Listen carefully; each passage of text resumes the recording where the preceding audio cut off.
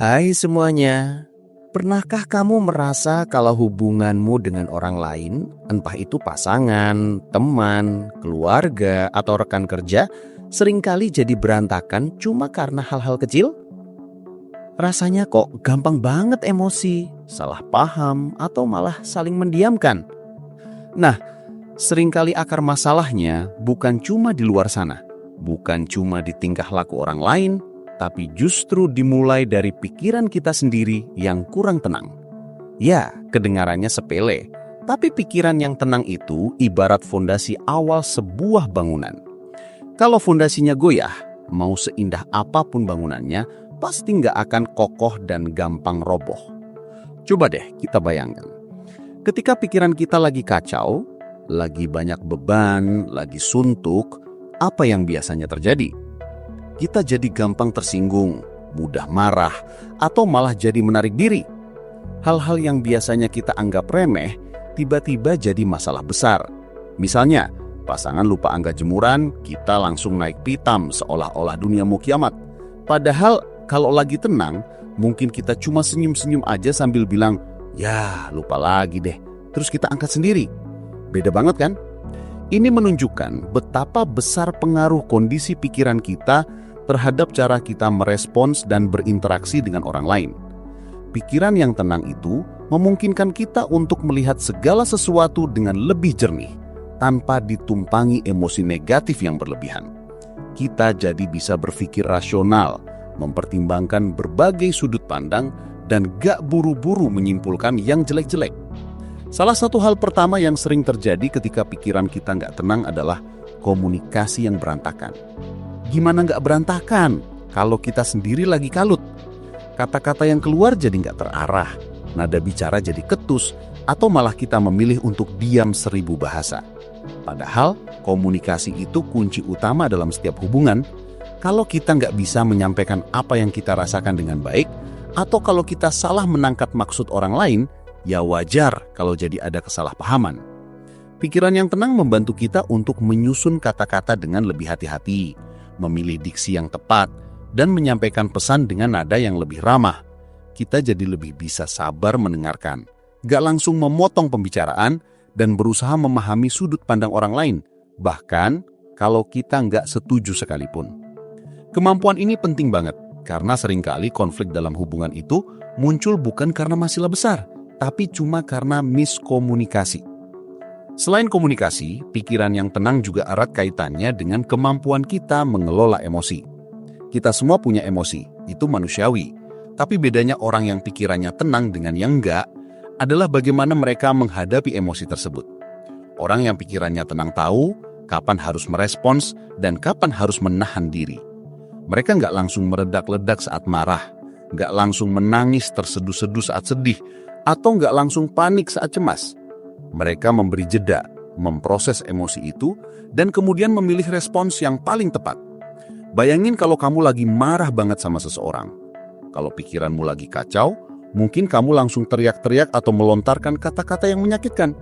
Tapi kalau kamu punya pikiran yang tenang, kamu mungkin akan menarik nafas dalam-dalam, menenangkan diri sejenak, lalu baru bicara dengan nada yang lebih terkontrol, atau bahkan memutuskan untuk menunda pembicaraan sampai emosimu reda. Ini jauh lebih sehat untuk hubungan, karena mencegah kita dari melukai orang lain dengan kata-kata yang tidak bisa ditarik kembali. Tidak hanya itu, pikiran yang tenang juga membuat kita jadi lebih empati dan pengertian. Ketika kita lagi rileks dan gak terbebani, kita jadi lebih mudah menempatkan diri di posisi orang lain. Kita bisa membayangkan apa yang mungkin mereka rasakan, apa yang mungkin melatar belakangi tindakan mereka. Misalnya, temanmu tiba-tiba jadi pendiam dan sering menolak ajakan. Kalau pikiranmu nggak tenang, mungkin kamu akan langsung berpikir negatif. Wah, dia nggak suka sama aku nih. Atau dia sengaja jauhin aku. Tapi kalau pikiranmu tenang, kamu mungkin akan berpikir, ada apa ya sama dia? Mungkin dia lagi ada masalah.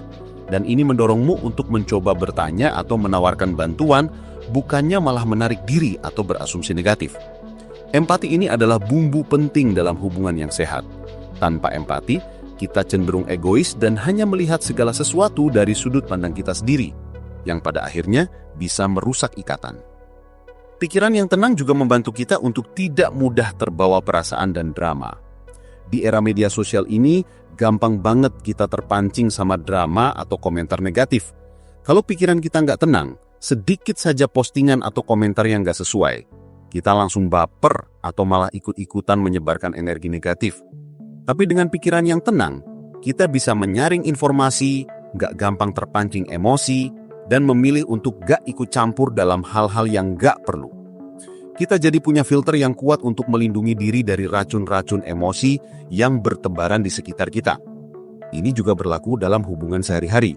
Konflik kecil seringkali diperbesar karena pikiran yang nggak tenang, karena kita jadi gampang tersulut dan memperpanjang masalah. Lalu, bagaimana caranya kita bisa menumbuhkan pikiran yang tenang ini? Ini bukan proses instan, tapi bisa dilatih. Salah satu cara paling mendasar adalah dengan belajar mengenal diri sendiri. Sadari apa yang memicu pikiran tidak tenangmu.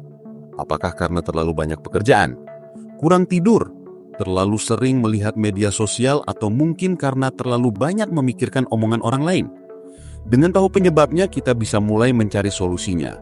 Misalnya, kalau terlalu banyak pekerjaan, coba delegasikan atau atur skala prioritas. Kalau kurang tidur, usahakan tidur lebih awal. Latihan mindfulness atau meditasi juga sangat membantu. Tidak perlu muluk-muluk, cukup luangkan waktu 5-10 menit setiap hari untuk duduk diam, fokus pada nafas, dan perhatikan pikiran yang datang dan pergi tanpa menghakimi. Ini melatih otak kita untuk lebih sadar dan tidak gampang terseret oleh arus pikiran yang kacau. Semakin sering dilatih, semakin mudah kita mengendalikan pikiran. Sama seperti otot, pikiran juga perlu dilatih agar kuat dan tenang. Selain itu, menjaga kesehatan fisik juga punya peran besar.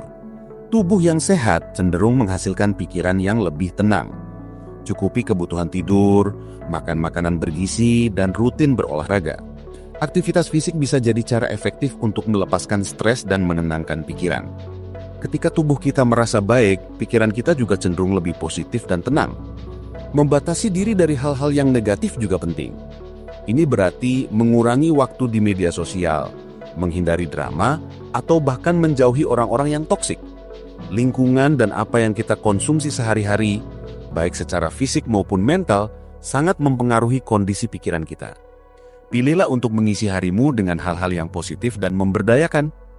Terakhir, belajar untuk memaafkan, baik diri sendiri maupun orang lain. Seringkali pikiran kita nggak tenang karena kita masih menyimpan dendam, penyesalan, atau rasa bersalah. Memaafkan itu bukan berarti melupakan, tapi melepaskan beban emosional yang selama ini mengikat kita. Ketika kita bisa memaafkan, beban di pikiran kita akan berkurang drastis, dan ini akan membuka jalan bagi ketenangan. Jadi, jelas sekali ya, bahwa hubungan yang sehat itu nggak ujuk-ujuk datang, atau cuma karena kita beruntung dapat pasangan atau teman yang baik. Hubungan yang sehat itu dibangun, dirawat, dan dimulai dari dalam diri kita sendiri. Dengan memiliki pikiran yang tenang, kita jadi bisa berkomunikasi lebih baik, mengelola emosi dengan bijak, lebih empati, dan gak gampang terbawa drama. Semua ini adalah fondasi yang kuat untuk membangun hubungan yang langgeng dan penuh kebahagiaan. Bukan hanya dengan orang lain, tapi juga dengan diri kita sendiri.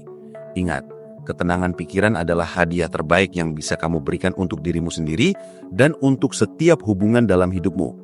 Yuk, mulai hari ini, prioritaskan ketenangan pikiranmu demi hubungan yang lebih baik dan hidup yang lebih bermakna.